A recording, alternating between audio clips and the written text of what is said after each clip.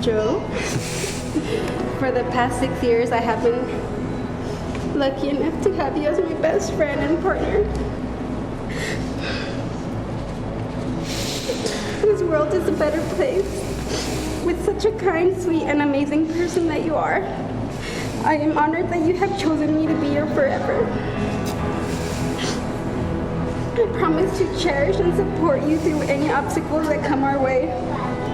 With you by my side, I know we can get through anything. I've always prayed for a loving husband, but God gave me so much more than I could have ever dreamed of. I love you. Alejandra, I would be lying if I said I'd never, ever envisioned getting married, but that's all it was, a vision, a hope, an unrealistic dream before I met you.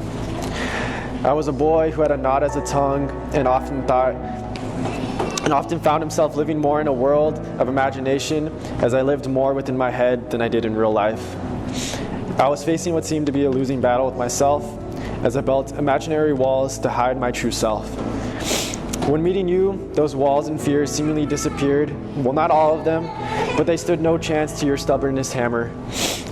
And through them all, I am forever grateful that God placed you into my life. As I look back now, I know God had a plan for me, and it was to be with you. From today forward, it's no longer I, but us. So as we stand here today in front of our friends and family, I make the following promise to you. I will always love and care for you, our future kids, even if they have 4 legs. They will for sure have 4 legs. I will always finish your food. I will always listen and value your opinions and thoughts, even though I know you have hearing problems. We will never go to bed angry, even though sometimes you wake up angry because of how I act in your dreams.